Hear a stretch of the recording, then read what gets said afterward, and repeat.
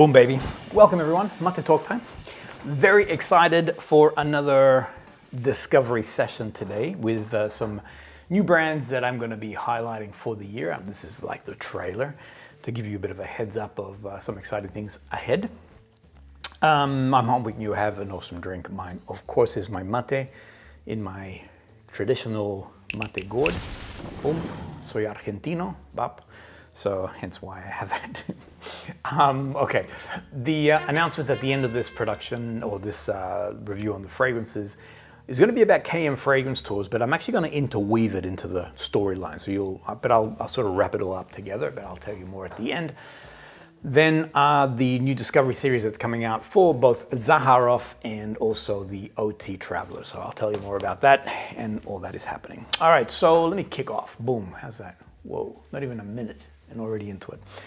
There's an awesome brand called BALCHAUD, and we came across them, Kevin and I, in February last year at Exxon's. It's actually all credit to Kevin. We divided and conquered basically throughout Exxon's, and he highlighted this brand and said, bro, you really got to check them out. I had an opportunity to smell a few of their fragrances and then met with Christina, who is the brand owner. This is the young lady here. She is, for someone so young, really has like,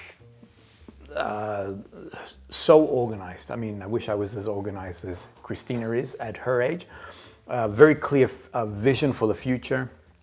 She has some huge plans, and I pray that every single one of these plans actually hits the mark. And I'm not going to go into too much detail because it's not my place. I did ask for permission because I am going to talk about one that hasn't been released yet. So I did seek permission from her. She said, yes, no problems at all. So she's sharing sort of these, I mean, these are passionate people, and I love connecting with people who are, have a deep love for the art of perfumery. And this is exactly what is happening here with Christina. This is why, I mean, apart from the fact the fragrances are gorgeous, this is what really resonated very quickly, because one of the things that she talks quite heavily about is the love and respect for the natural ingredient, the raw note that you extract from nature and now create a beautiful perfume. I mentioned earlier that, and I've spoken, here's the episode, I've spoken a lot about clones, and I sort of opened it up to conversation with everybody. And I also gave my thoughts, and my feeling in this is that the clones could possibly become the killer of the art of perfumery, because at the end of the day, they are replicating existing fragrances at a much reduced price. The difference is that they're using synthetics to achieve that cost price, essentially. Whereas the fragrances that are first creating this stuff, wanting to celebrate the raw note, putting quite a bit of energy in the cultivation, the pure extraction, the blending, and how this stuff comes together. And this is all BALCHAUD. So I'm going to talk about what this means. This is a brand that, as I look on YouTube, and a lot of people talk about it. So it's one of those where I want to put it on your radar, and I will be talking more about it in the coming year. It is connected to kmfragrancetours, and again, all these boxes were ticked as we were preparing for the South of France tour, which is happening in September, and BALCHAUD really just fit the vision of what Kevin and I wanted to create. So let me begin. So the first one that I'm going to share with you is classic French perfumery, actually the first two. One is a citrus-based fragrance, the other one is a rose-based fragrance. And this is now exquisite, classic French perfumery, meaning that it's really about celebrating those key features or those key notes, but also it's about the way that the fragrance actually dances in the air.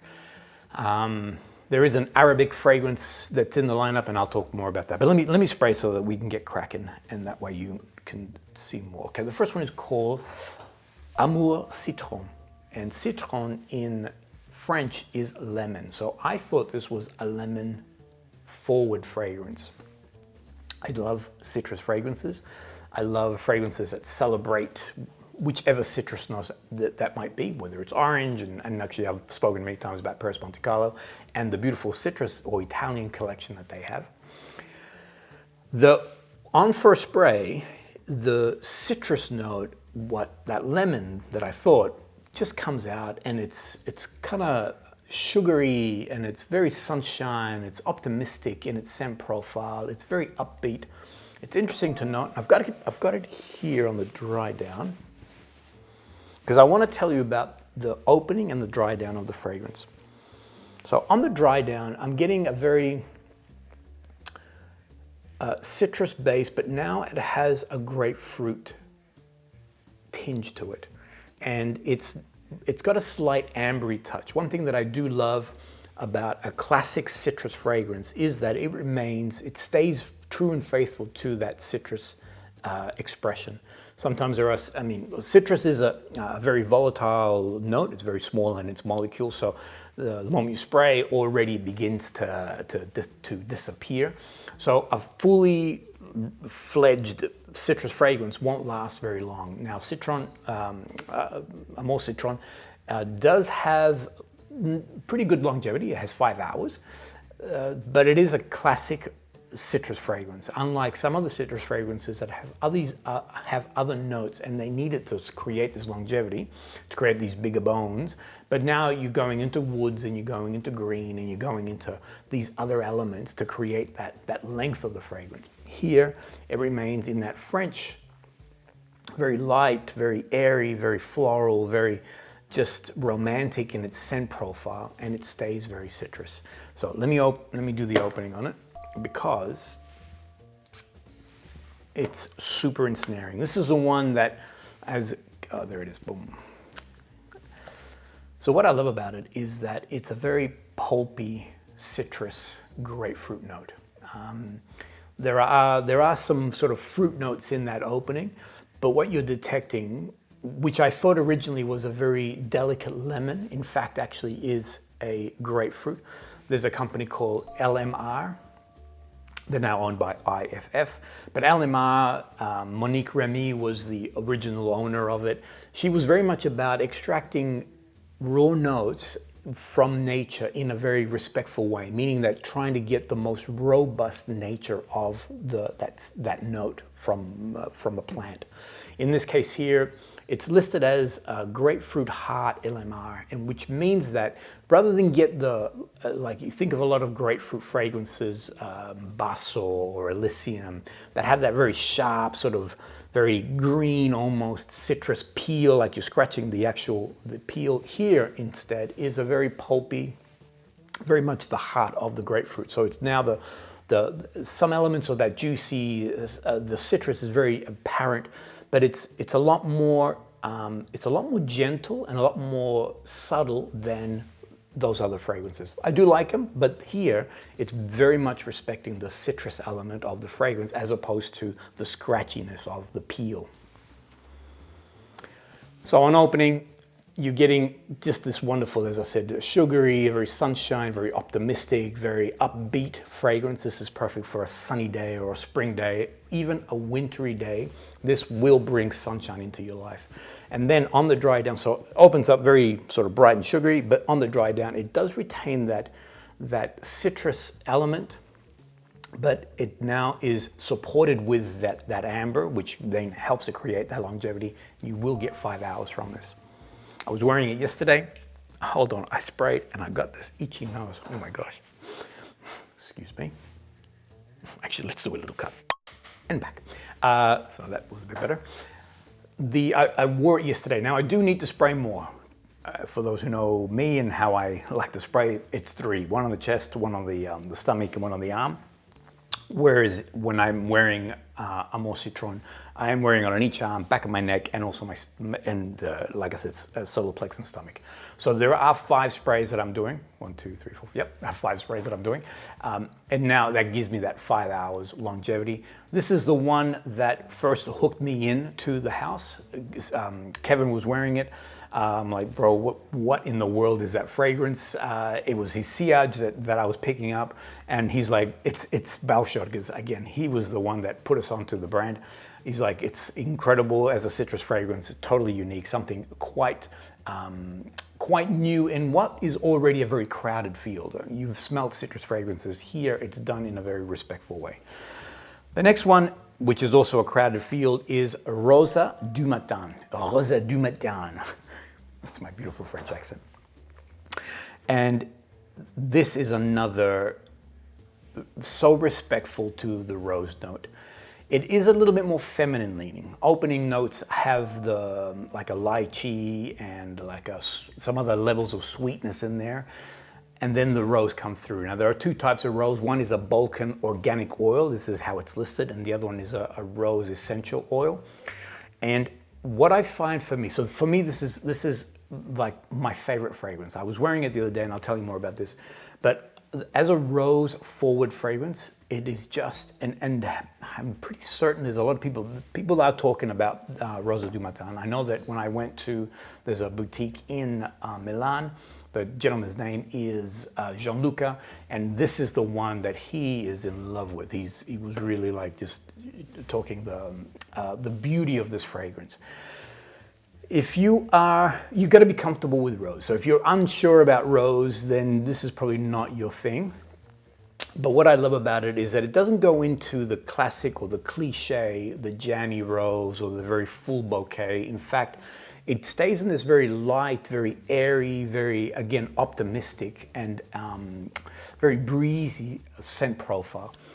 I do put it into a French category. The perfumer for both Rosa du Matin and Amour Citron is a gentleman by the name of Jean-Christophe Ayrault. Hope I said that right. He's you might know him. He happened to create a little fragrance called Aventus. I know that I love all the stories that were prior to the book coming out, but he's been attributed to creating Aventus. So you get an idea of just the beautiful balance, the well-blended element that is happening here. And again, the celebration of that raw note from nature. The rose it stays effervescent, it stays joyful, it doesn't, sometimes I find that some rose fragrances can go a little bit more on that floral sourness, not necessarily sour, but it goes more into that sort of a deeper rose note, whereas here, it stays very much on that uplift. It does have a patchouli, and the patchouli does give it a bit more bones. You can get like that sort of patchouli scent profile, that slight sort of earthiness and that slight dankiness from what patchouli is, but it blended in with that rose note and those early fruit notes. It does give it this lift. Now, I was wearing it as my fragrance on Saturday. I was out with my grandbabies. This was my run around. I feel like I'm a very youthful grandfather. I match the energy of the kids. So this was my fragrance as we were in the playground running around, and it was a glorious day, and the fragrance was just popping on me. Now, even with all that sweating and all that running around and I guess the energy, this was a 12-hour fragrance. The next morning, one thing that I do when I wake up, and I think it's just an instinct now since the channel, I always put my hand on my chest and I actually rub my chest to see if I can smell the fragrance, go figure.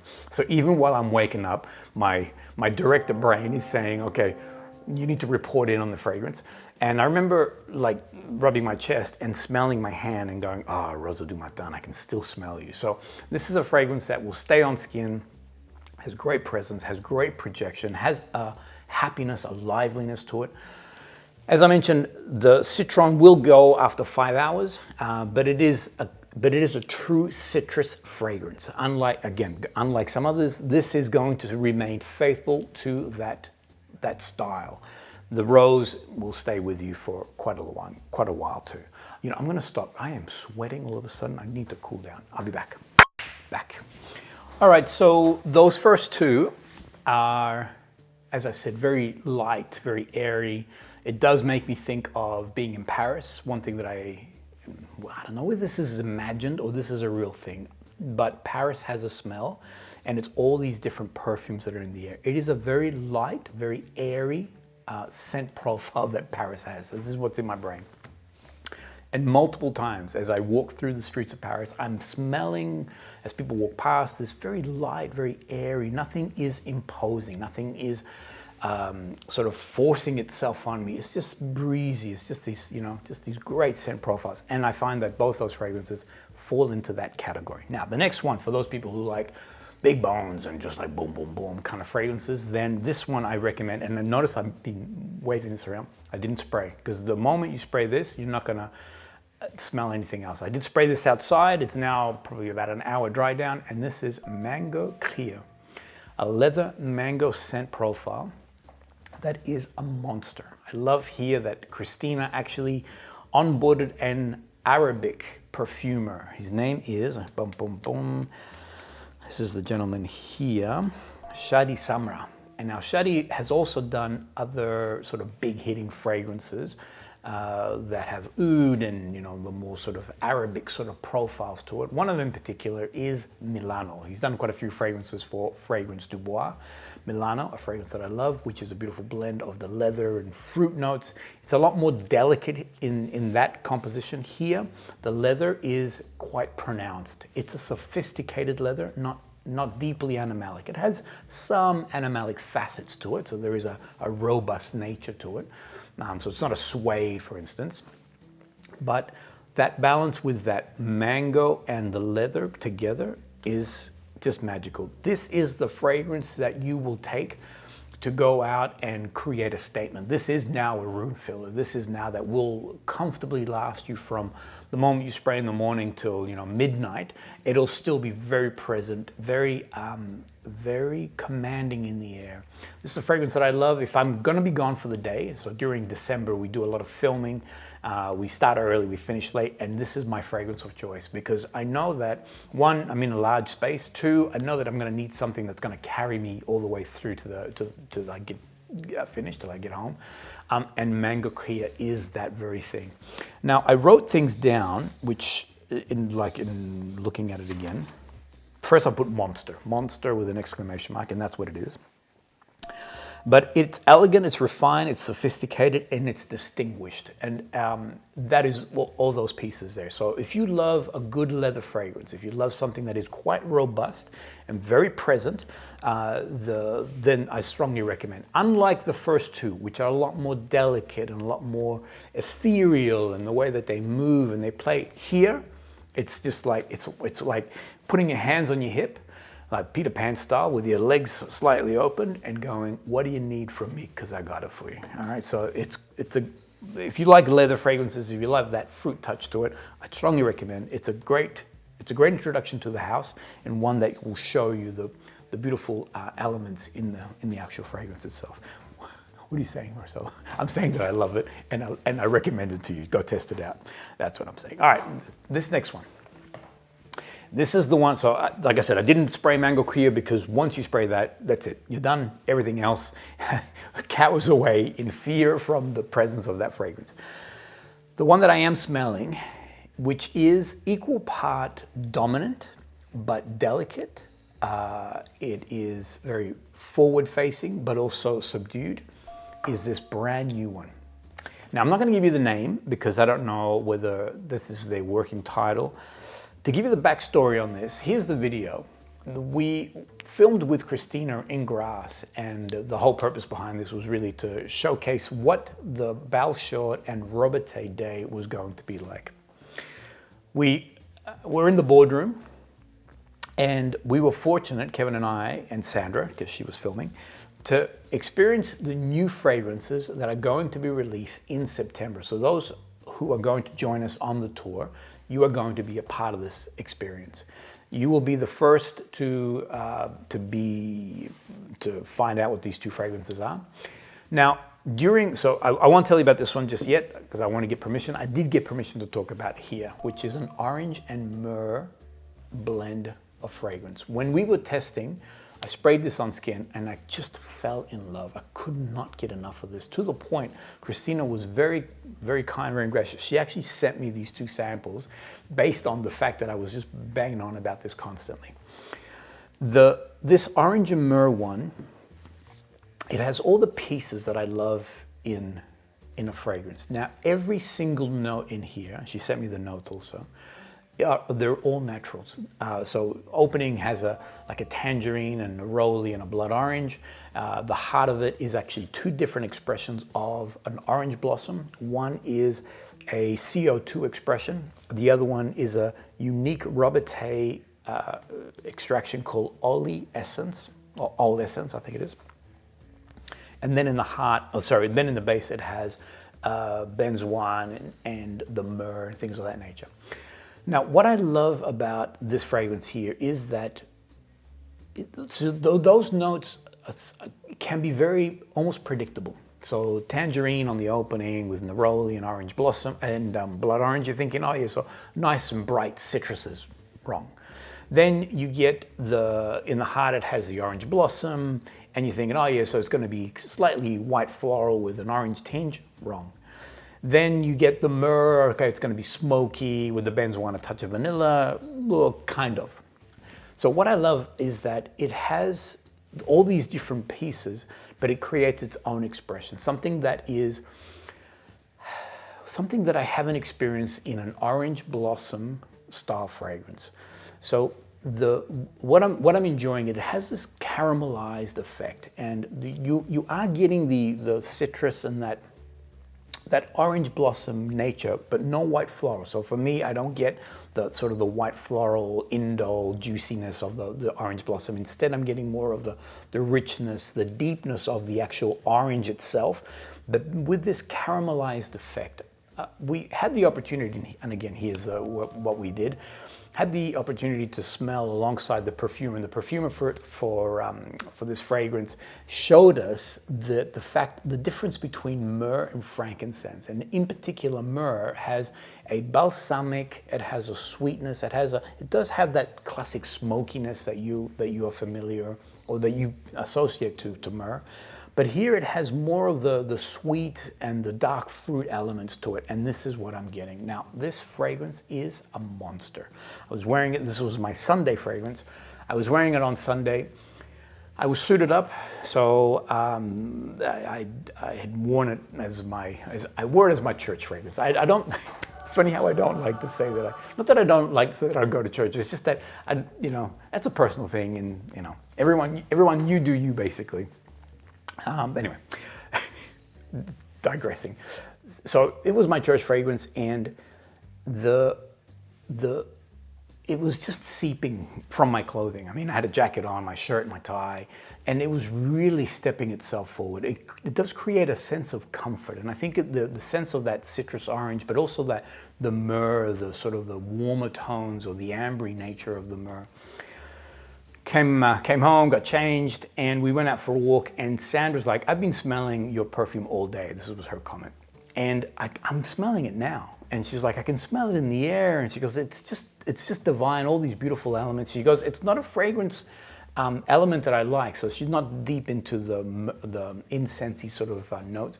She goes, but it's just gorgeous in the air. Anyway, that evening, getting ready to go to bed, and again, she's like, I can smell your fragrance. That fragrance, she goes, that thing is a monster. So I go back to, unlike Cuir, Mango Cuir, where it is just very present, hands on your hip, I am here. Whereas this one here, this orange and myrrh, is more of it's like sunshine, in that you can feel the rays of the sun on you, and unless you look at the sun and you're like, whoa, there it is, but you can feel its warmth no matter where you are. Even if you're undercover, you can feel the warmth of the sun rays and the sunshine, and this fragrance is exactly that. The balance here between all those notes are just divine. I do love the fact, and she mentioned, and Christina sent me an email identifying that all the notes are natural, so there's nothing in here that is synthetic. It has great bones. It has wonderful longevity, and something that is, I am looking forward to sharing more. This will be on the tour. I can hear Hannah. You need to leave, Hannah? Yeah. All right, I'm gonna cut. I'll be back. I'm back. Sorry, Hannah had to go for lunch. Her boyfriend came to pick her up, and I knew that she was leaving, but anyway. Plus, I'm so hot. I don't want to turn the aircon on because you can hear it in the background, and I just need to take a small break.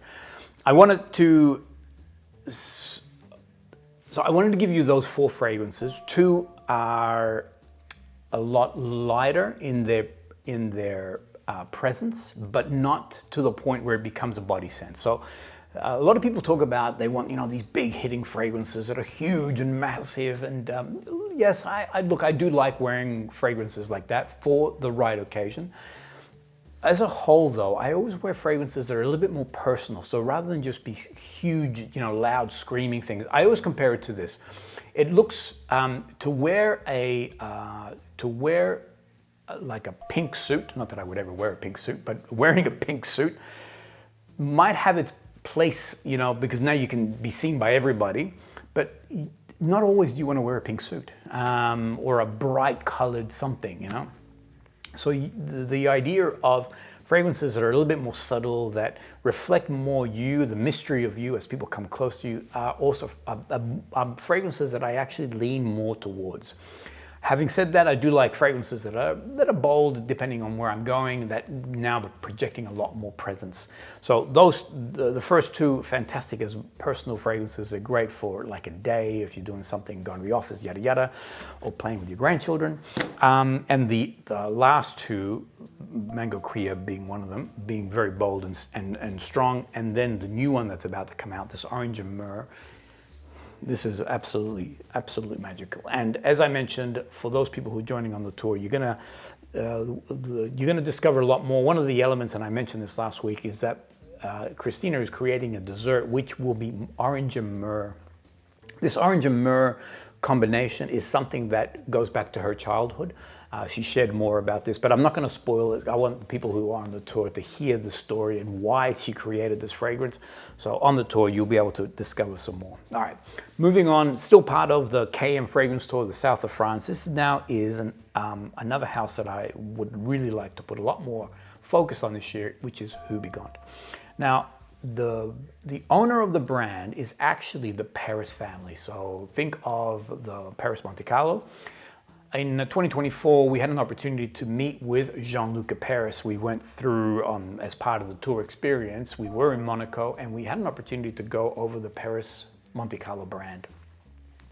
In that actual experience, he did talk about Houbigant, and Houbigant is one of those heritage brands that nearly got lost in the sands of times, essentially. Very popular, then it got sold off, blah, blah, blah. And then slowly, some of these brands then just get washed over by all the new things that are coming out. The Paris family did not want this to happen. This is all part of the conversation that Jean-Luc has shared with us. Did not want this to happen. And so they actually bid for the business. It was complicated, but they finally got the rights to own the brand. They actually now have a boutique in Cannes on La Croisette. And it's a beautiful, beautiful venue. So that is going to be part of the KM Fragrance Tour that's going to be happening in the south of France this September. And actually, it was during that experience that we had with Jean-Luc that I spoke to him afterwards. I said, we got to do something with Houbigant. Can we do a tour? And he's like, yes, please, yada, yada. So here we are doing it now. Now, there are two fragrances that I want to put on your radar. One for more sort of masculine leaning and the other one a bit more feminine leaning. The first one is, and this is what I guess put Houbigant on the map, and that is Fougere Royale. Now, this is the birth of all things Fougere. So if you're a guy and you love your barbershop style fragrances, well, you can thank the great granddaddy of them all, which is this guy here. 1888, let me just make sure that I'm saying that right. 1882. 1882 was the release of this fragrance here. And the reason why it came out in such a big way is that for the first time, a synthetic note was being used, coumarin. Up until now, or up until that moment in time, everything was very much factual, meaning that if a fragrance that was rose, it had rose. Citrus, it had citrus. Whereas here, finally, they extracted from tonka bean a note called coumarin, which now gave a hay-like earthy quality and oak moss quality to the fragrance. And this now became a fantasy expression. So the intention is to recreate a fern and the rainforest, the dampness of this fern, the greenness of the actual leaf itself, but also the dampness of the earth and the environment that this fern is in, and hence the birth of this particular fragrance. Now, I want to show you two parts to it. One is the dry down and then the opening. The classic Fougere structure. So before I go any further, every man needs to own this. I'm sorry to tell you this, you just need to own this. And that's purely from a, this is a historical masterpiece. This is what set the tempo for all future. If you like any forms of Fougere, any barbershops, this is the great granddaddy of them all. So to not have this is almost, it's a crime. It's a crime. So I'd strongly recommend, this is the classic Fougere in this range. This is where all of them were birthed from. And what is the classic Fougere, or what's the structure? It's a bright citrus on that opening. It does have a very herbaceous heart. This one here has a lavender, but it also has a number of other herbal notes, clary sage, things of that nature. And then finally, the Fougere settles into this earthy, hay-like quality delivered by the coumarin, but also oak moss and things of that nature. It does have like a woody sort of base. Now, I'm deep in the dry down. I sprayed this morning. Hold on, my nose is going to drive me crazy. I sprayed this morning. It would have been now, it's been now close to 5-6 hours, okay? And I went home, I showered, so, you know, soap and all the rest of it.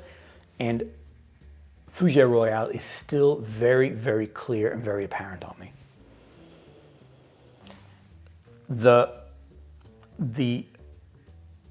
The scent profile that I'm getting here is now more in that earthy, mossy element of it.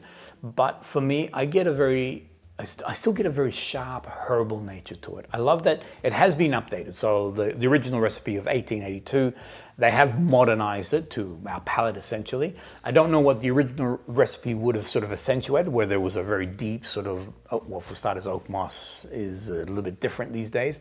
So maybe it was a very sort of very hay-like or earthy nature to it. Whereas what I get here still has a very bright, effervescent herbal nature to it. It's actually quite a sharp. The lavender doesn't take over, which is what I like. I don't want to have too much lavender in my Fougere. I do like when it is a bit more herbal in its construct. All right, so here I am in that woody, the earthy, with that sharp herbal. I do love the opening of the fragrance, and I'm going to respray again. And this is one of those fragrances. It's just perfect. It's just, it's a wonderful masculine expression. The irony is that it was first developed as a fragrance for a woman, but then the men grabbed a hold of it. They did actually make them think of a barbershop with the soaps and, you know, the shaving creams and all that sort of stuff, and it became a favorite for men. On the opening, I am getting that lavender sort of burst. There is a tinge of citruses that come through. But you do get a very sharp, beautiful, herbal, sort of effervescent barbershop nature to it. For me, I do find that the herbals really dominate the fragrance, or are actually very present in the fragrance. And it does go into that beautiful woody. Now, again, Fougere Royale, it's one of the classics. It's one that, there's a special event that we're doing in the Houbigant boutique in Cannes. I won't go into too much detail other than you will have a chance to create something alongside Gianluca. And one thing he said to me, the only one that you're not allowed to touch is Fougere Royale. So interesting what the respect that this particular fragrance has, and the respect for this original creation. All right, the last one that I'd like to put forward to you, this is now more feminine leaning. This is Sandra's fragrance, and this is La Belle Saison. This is a gorgeous, and this is one that I do not wear. This is a gorgeous, very feminine leaning fragrance. It has a light airiness to it. It has a very floral bouquet, very sort of light floral bouquet. It does make me think of sunshine. It does make me think of spring. One of the key notes in here, other than the opening, which is like an apricot fruit tinge to it, is this wonderful orange blossom tinged with mimosa. When you first experience it, for me, I get visions of like honeysuckle. There are very sort of sweet honey-like notes to it. Everything stays very light and airy, but it is a very, and here's a contradiction, light and airy, but it is a dense fragrance, meaning that it sits on, when Sandra's wearing it, sits on her throughout the whole day.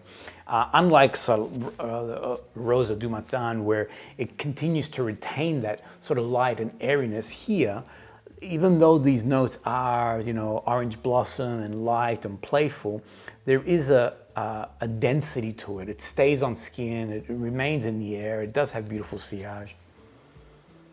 And one that, when Sandra's wearing, I love smelling it. Again, this is not one, I mean, there's no way that I can actually pull this fragrance off. I don't feel comfortable wearing it. It does have like a slight powdery effect, sort of think of that sort of iris sort of element to it. I don't believe there is iris in here, but it does have that, it's a very feminine leaning fragrance. So anyway, a great fragrance for boys, one for you guys, Fougere Royale, and for the girls, La Saison, La Belle Saison.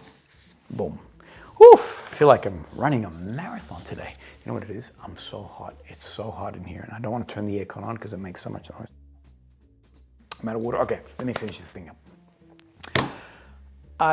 So just so you know, throughout this year, I will be sharing more, I'll be doing some reviews on these guys. These are brands that I really adore and brands that I really want to put on your radar. Explore them in the sense that these are now houses that are doing things differently. Sometimes, anyway, I don't want to talk negative, but sometimes I find that there's a spotlight put on certain things that I'm like, I think I did a review on this, you know, so if you like this and you love these, sometimes spotlights are put on certain fragrances that I'm like, yes, they're good, but there's other fragrances out there. All right, let me finish this up. As I mentioned, both BALCHAUD and HOUBIGANT will be on the South of France tour this year. The tour is we're coming to the very end. So there's only a few spots left. We are about to hit capacity. If you are interested, please send me an email. I've had a few emails this week, which I'm really grateful for. So just let me know any questions you may have, if you have any dietary requirements or anything of that nature. I'm happy to answer those.